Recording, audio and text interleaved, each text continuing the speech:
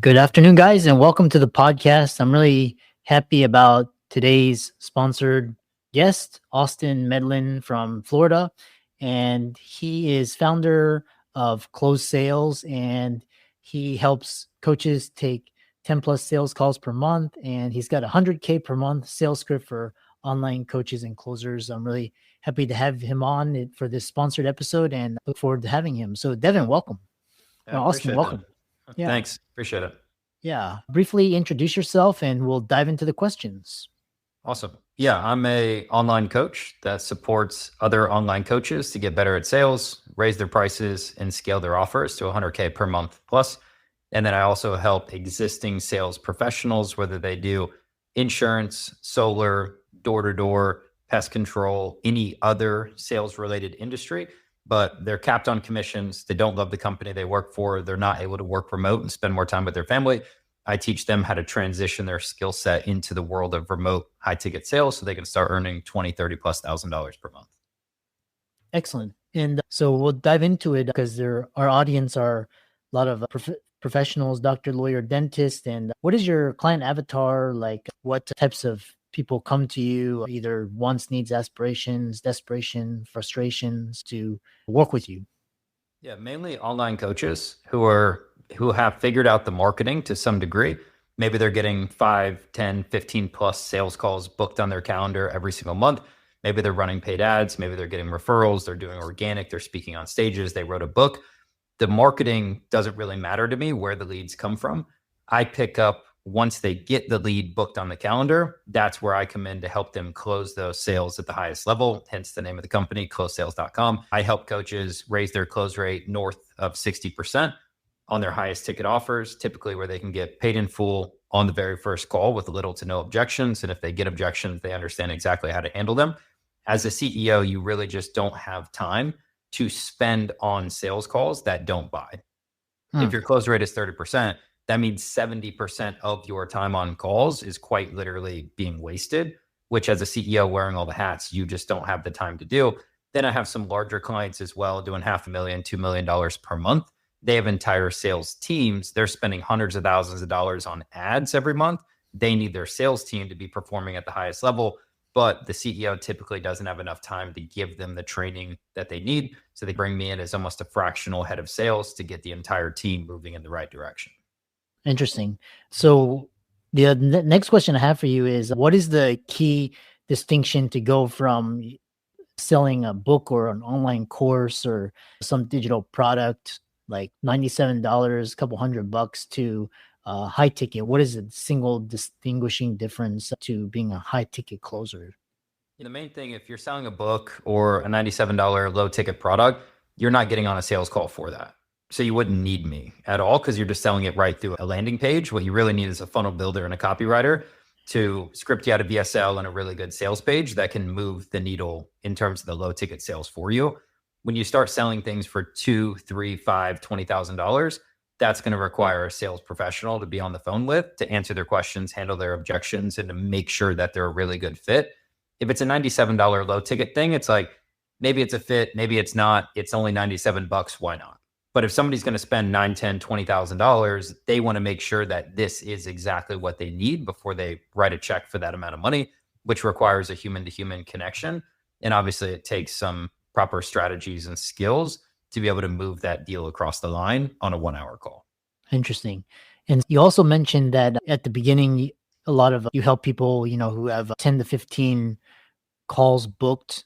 And it sounds like it's a funnel process. How do you go from getting on the calendar to closing? What is the biggest obstacle to getting that sale? So whenever you figure out the marketing, it could be done through many of different ways, right? So marketing is one challenge that I don't solve with my company. But once you get somebody to show up on a call, there's many challenges to getting that call to actually buy, because every human is different and dynamic. So you have to be flexible enough to deal with every type of buyer. Some are rich, some are poor, some are money motivated, some are pain motivated. Everybody's a little bit different. Masculine, feminine, have invested in themselves, haven't invested in themselves, down bad, in momentum, everyone's different. So you have to be able to read the room with the prospect that you're talking to successfully have a conversation that's going to get that individual to buy today. But you can't do that with a script because everyone's different. So if you have a one size fits all script, 20, maybe 30, if you're lucky, 40% of the time, they'll fit into the script and they'll buy every time. Yeah. But what about the other 60, 70, 80% of people that don't fit? Then they just don't buy. You lose out on the sale. Interesting. A follow-up question I have for you is, with the flood of online coaches and life coaches, what distinguishes one from another? Because it seems like the market is so saturated and everybody calls himself a coach. So how do you make these distinctions in choosing who to work with? You need good marketing and good sales. That's it. If you have good marketing, meaning endless leads coming in, and you have the ability to close those leads at a very high level, you can make $500,000 to $1 million a month pretty easily with those two things. Now, to consistently make $500,000 to $1 million a month over time, you also need a third pillar, which is client success. Because if you enroll a bunch of people, they don't get results in your program, you're not going to get referrals, you're not going to get testimonials, you're going to get a ton of bad press. You're not going to be able to sustain that long term. But the first two steps is marketing, because you got to have people to sell to, then a proper sales process to actually be able to move the needle and extract a credit card. And then the most important piece, in my opinion, would be the client success, because that's what allows everything to keep turning and going. Yeah. In terms of differentiation, like, a lot of my clients are fitness coaches. There's tens of thousands of fitness coaches out there. And anytime somebody looks at me and says, hey, the market's really saturated, there's a ton of fitness coaches, I say, go walk down the street, and does everybody have an 8-pack in their shredded? And the answer is no. 95% or 98% of the people are overweight, depressed, stressed, anxious, not where they want to be. So I don't care how many fitness coaches there are, there's still a massive market of people who need to lose weight and get in shape. In terms of life coaches, how many people do you know are super excited? They love the money they make. They love the career they have. They love their family, and they're genuinely fulfilled and happy. Not most people, right? So most people are down bad and not where they want to be. So I don't care how many life coaches there are. The market is telling us that we need more of them because most people aren't where they want to be mentally. So I would say there's a lot of coaches because there's a very low barrier to entry. If you have an Instagram or a Facebook, you can call yourself a coach. You typically don't need a certification. You don't need workman's comp. You don't need general liability. You don't need employees. You don't really need much at all. But the ones who stand out are the ones that are investing in themselves to understand marketing, to understand their ideal client, to understand sales, and then how to go to war in terms of client success to actually get these people results. Those are the people that are making the most amount of money because they're making the investments in themselves so they can learn, grow, and become the best. Interesting. And I think this, you've positioned yourself very well in this market, helping people close sales. So you consider yourself a coach as well. What are some of the things that helped you to stand out? Some people say, oh, I went to a Tony Robbins, or I went to a Dale Carnegie, or what are some resources that helped you to really distinguish yourself? I did go to Tony Robbins, but that was when I was 18. I went VIP out in Texas to Tony Robbins. So that was really cool. I'm 31 now, so that feels like a lifetime ago. But what helped me stand out is I actually did the thing that I'm selling. And what I mean by that is 6 years ago, I became a high ticket closer. So I wasn't a business owner. I was working for a company closing sales. And so I ended up taking 7,000 sales calls. That's 7,000 hours sitting one-to-one with people on Zoom from all over the world. And I collected over $7 million in cash. And I made about $1 million in commissions as a high ticket closer. So I didn't read a book. I didn't go to a seminar to learn how to sell. I actually did the thing for 7,000 hours and created my own methodology, my own process that was used on thousands of calls personally, that I've then taught to over 500 coaches and closers. So when you look at that collectively, my RRFPDP method is what I call it. That's been used on tens and tens of thousands of sales calls in virtually every niche and every industry that you can imagine. And it's collected over $100 million in cash in the past 6 years between me and my clients. There's a lot of people who teach, but they've never done. So I did the thing for 4.5, almost 5 years straight, taking 12 to 16 calls a day. I got really good at the thing. which kind of qualifies me to teach it. I didn't read a book and wake up yesterday and say, yay, I'm a sales expert. Let's teach people. And it's just a watered down, ripped off methodology that I learned from someone else. I actually sat in this chair for many of hours and sold high ticket stuff, handled objections, did the whole thing. Yeah. Talk about, because you mentioned client success. That's what's gonna sustain you. Talk about some of your successes with some of your clients and the ones you've worked with. Yeah. So if you looked at my website, closesales.com, I have close to 24 hours of testimonial videos. If you just sat and watched them all on 1x speed, it'd take about 24 hours to go through. And then on my Instagram, I have over 850 screenshots of individual client wins. And there's probably another 500 or 600 that I just have never screenshot out of my community and posted. But I would say what comes top of mind is I had this client, Rachel, who hired me, and she was stuck for about 4 or 5 years at $30,000 a month. She's a fitness coach for women. So she hired me just out of frustration. I know I can be making more money and I don't understand why I'm not. And I was like, okay, I understand why you're not. You have a 2-call close process. You're not raising prices, so people don't really see the value in what you're selling because the price is so low. You have no ability to handle objections and hold people accountable and tell them the truth. So I could see it very clearly, all these gaps that I could fill. So she hired me, and last month she did $269,000 in cash.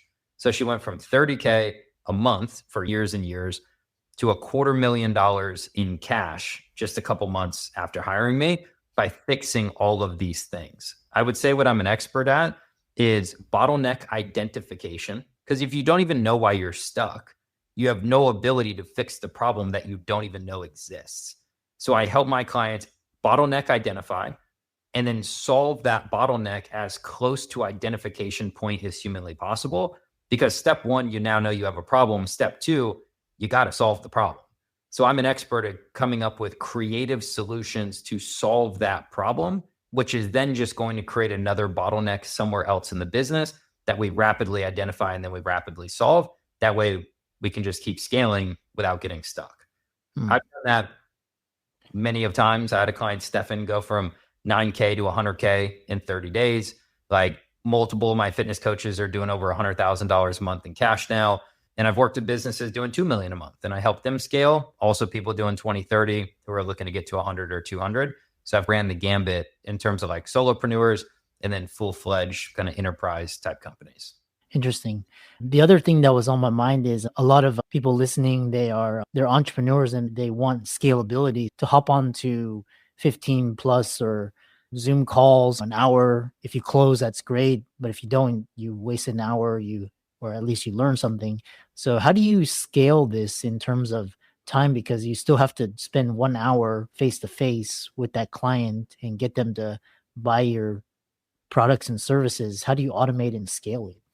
Yeah, so you can't automate high ticket sales. There was companies that came out a couple of years ago that were like, here's how to sell by chat, sell in the DMs. I don't know about you, but if I'm spending $10,000, $20,000 on something, like I'd rather meet with a human. It doesn't have to be the CEO, but I want to meet with someone to ask my questions and make sure it's a vibe and a personality match. And I like how they show up energetically.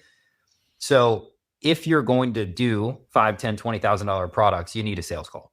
So the way to scale it, not automate it, would be to build a sales team. But you have to be strategic when building a sales team, because if you do it too early, your company isn't big enough to pay salespeople what they're actually worth. So they get burnt out and they quit. And you're probably not good enough at sales. So you don't know how to teach these people how to do something that you've never done. If your close rate is 18%, you can't hire a closer and expect his close rate or her close rate to be at 45%. That would be triple what you're currently doing, and you're the CEO. So it's that $100,000 a month mark is really the sweet spot. If you can get yourself as a solopreneur to $100,000 a month, on the lowest end, I'd say 60, 70, but preferably 100. Now, if we pay 10% commission, which most people in my industry do, that's $10,000 a month to a closer. We can find a pretty decent closer at 10K who can then grow and help us scale and then make more and more money along the way. Interesting. The other question I have for you is, what are some of the frustrations and challenges with learning this skill set and in growing and teaching it to others? When most people come to me, they're almost a Frankenstein monster of sales. They got this part of their script from this YouTube video. They paid $12 for this PDF. They learned this other random thing from their friend in a different industry who's apparently good at sales doing something totally unrelated. And they're almost this like Frankenstein monster of advice. And I have to remove all the bad, keep the good. I don't want to rip it all down if there's parts that are good. And then I have to rebuild it from top to bottom with a process based on human psychology that's guaranteed to work because it's been working on tens and tens of thousands of calls. So what happens sometimes, not all the time, sometimes people hire me and their close rate gets worse. Now, that's a very short-lived, like maybe 1 or 2 weeks, because we're breaking down and rebuilding. It's like the first day you go to the gym, you're really sore. You don't feel great, but you're making progress. So if they can weather the storm for 1 or 2 weeks, which their close rate was already pretty shit anyway, so it's like, if it gets worse, like it's not the end of the world, then it skyrockets back up. And there's pain, right? Like people are afraid to tell people the truth. And that's a big thing that's in my program. I'm like, look, if we know we can help this person, we need to go to war and help this person. And sometimes that comes with tough conversations. I don't have kids, but if I did, and my child was about to make a really poor decision, like the stove is burning hot, and they're like, I want to touch the stove. I'm not going to be like, yeah, let's think about that. Let's see how that could work. It's like, no, you're not going to do that. That's a bad decision. So we almost have to treat prospects like children because they're on the call because they're not where they want to be. And they need someone to step up, step out and tell them the truth so we can ultimately change the trajectory of their life, which they will always thank us for later. I think a lot of people are just afraid to have the tough conversations because they have this desire to be liked. They want people to like them. I don't care about being liked. I care about changing people's life. And if I can tell them the truth, they might not like me today, but they'll buy the program. I'll change their life and they will love me later. So it's almost like a temporary loss of social esteem to ultimately have the greatest gift on earth, which is serving people, which gives you the ultimate fulfillment. Interesting. And around the final moments, talk about your program, what it includes, and how can people find you and learn from you? Yeah. So my program's all one-on-one. I don't have coaches that I pass you off to that are just like mini me's or watered down versions. Like I work with my clients all one-on-one, very high touch, very hands-on and fully customized because every business owner is a little bit different. They have different prospects, different price points. Some want to make 30 grand a month and they'd be happy. Some want to make 300 grand a month and they'd be happy, right? So I have to figure out what they want and then build them a pathway and hold their hand to make sure that they get it. Easiest way to connect with me is on Instagram. It's just at THE Austin Medlin. And then in my Instagram, I also have my YouTube channel linked right there in my bio. So Instagram's great for short form sales strategies. And then YouTube has me speaking on stages, me speaking on podcasts, really tactical, longer form stuff. Wow. A lot of people tell me they'll see me at the gym or hit me up on social media. They're like, dude, I watch your YouTube videos every morning when I'm eating breakfast. My wife walks out. Yep, there he is. Listen to Austin's YouTube. So YouTube's good for sitting down, having a meal or driving. And then Instagram is just quicker, shorter content. Yeah. One final question from the audience is what sort of, can you apply these techniques to, because you mentioned YouTube and short form content and speaking in front of groups. How do your strategies differ when you're not one-on-one, but you're speaking to crowds or to the masses? Yeah, I would say I speak to the masses, but I don't sell to the masses, right? So I just got back from California. I spoke on stage in front of about 115 people, but that is me giving value, not me selling. Now, if you want to learn how to sell from stage or sell to the masses, you should go hire Eli Wild and pay him whatever amount of money he's requiring because he is quite literally the best in the world that I've ever seen from selling on stage to a group of people and extracting millions and millions of dollars in a 1-hour presentation from the audience. So he was Tony Robbins' top sales rep for many years, broke all the company records there for Tony Robbins and worked for him for a very long time. So I would say he is far more qualified to sell to the masses than I am. That's who I would go hire. I say I'm one of the best in the world when it comes to a one-on-one Zoom conversation. Mm-hmm. Interesting. Yeah, really interesting distinction. Thanks so much for coming on. Really appreciated this and learned a lot in the audience. And thanks so much and keep up the great work. I appreciate you having me on. Thank you.